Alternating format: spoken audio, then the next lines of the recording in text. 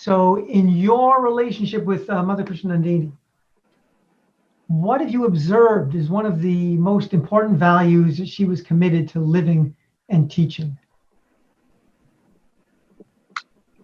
Trinadapi Sunichena, Larorapi Sahishnana, Amanina Manadena, Kirtani Asadahari. This Sanskrit verse emphasizes values that she was committed to living and teaching. Humility, tolerance, not seeking respect for herself, yet giving all respect to others. By her word and deed, she lived and taught these values. Cintamani and I have worked with Mother Krishnandini and Tariq Prabhu and the GBT members for years in retreats and seminars. And during our annual board meetings, we were able to have an experience of her and her interactions and dealings with her husband, with the team, in services like planning and discussing critical issues and for householders and preparing for more seminars and so on, and courses. And time again, I saw this humility, respect, and open-mindedness to manifest in how she handled situations. I guess I kind of took it for granted because it was just authentically a natural part of who she is as a person, Mother Krishnandini. And as the head of the GBT, her voice on matters carried a lot of weight. But it wasn't because she was the chairperson. It was because of who she is. Her wisdom, her leadership, her tolerance and respect for different points of view and people's individual contributions. Her personal example, imbibing these qualities and values, always fostered like a refreshing spirit of service, a spirit of cooperation for all those around her, and especially our teamship as a GBT. In other words, her humility created harmony. When difficult issues or decisions and potential conflicts came up, she would give careful, prayerful, thoughtful consideration to the matters, as if she was waiting for guidance from the Lord in the heart or from others. In other words, she would be open to the guidance of the Lord in the heart from others as well as from her own heart. She wouldn't rush it. And it didn't matter where the answers came from. What mattered is whatever created the best spiritual outcome. So there was no ego involved.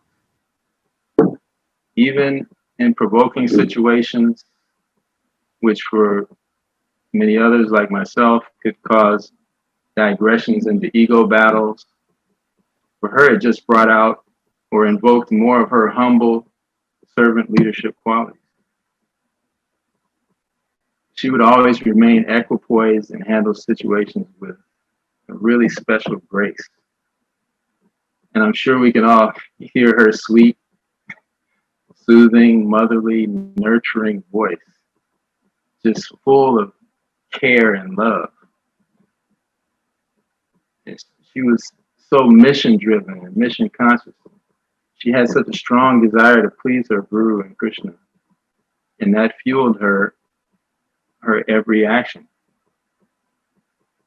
And she has told the story of the obstacles her family faced leading up to her mother, Mother Gumata, and her siblings being initiated by Srila Prabhupada.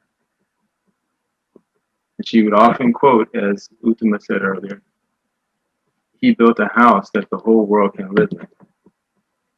So Prabhupada accepted her and her family. And that love that she received on that day from Srila Prabhupada is the same love that she lived her life sharing with others. And with the support of her husband, Tariq Prabhu, Mother Krishnandini lived to further the mission and the motto of the Grihastha Vision Team. healthy marriages, happy families, strong ISKCON.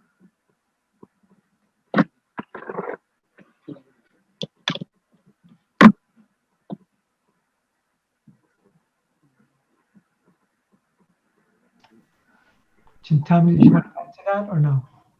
Tommy's going to add something in a second. I'm glad about that. Me too.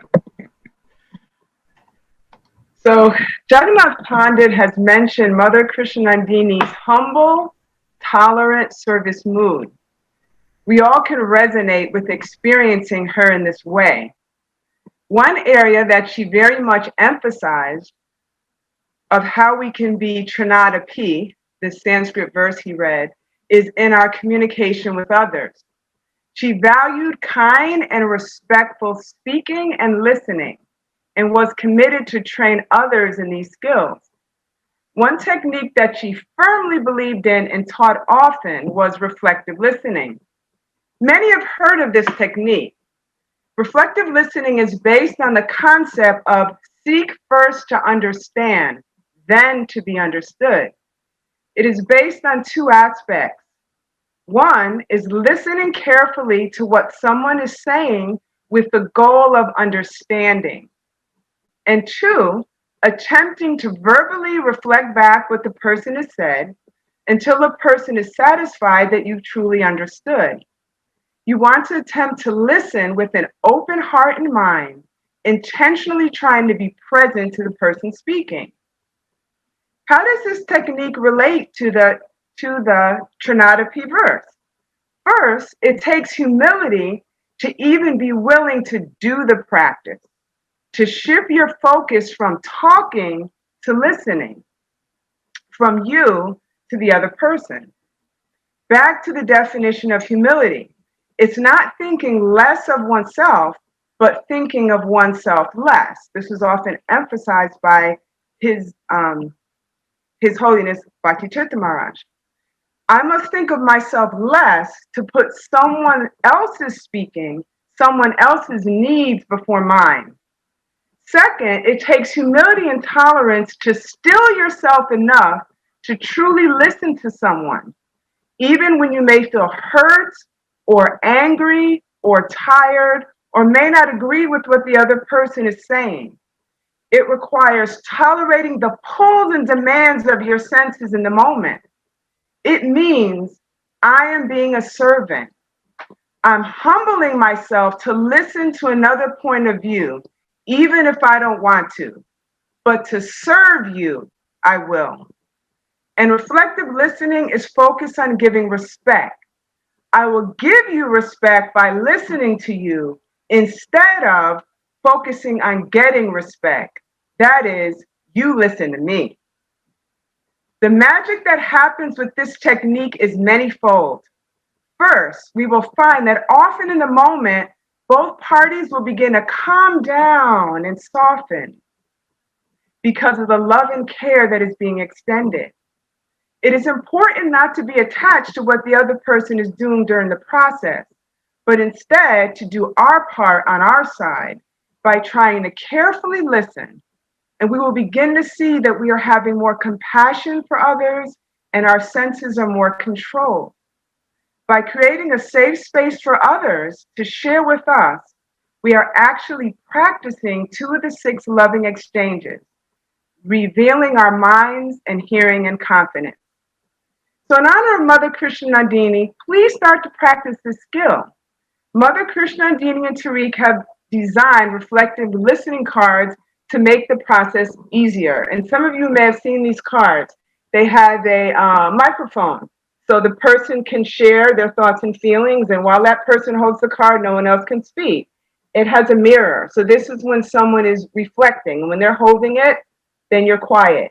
And the third is a stop sign, because they carefully thought of the point that sometimes when you're very upset or distressed, you may not be able to do this process, and it's good to take time to stop and come back and finish. And the point Mother Krishnanandini emphasized is you want to stop because you don't want to disrespect your partner further, to not commit any Vaishnav aparad. So if you have the cards, great, use them. If not, you can even design your own cards. But even simpler, just go for it. We can sit down formally and go through the steps. And we can also, at any moment, ask your spouse or your child or your friend, can I mirror what you just said? I want to make sure I understand it. Or you can make a request. Can you please mirror what I just said? I'm not sure you understand. You can try it during times of low stress to just get into practice. Then during challenging times, you'll be more likely to use the skill and will have cultivated the humility, tolerance, and respect to apply it. But even if you use it with initial doubt or resignation, still use it, it works.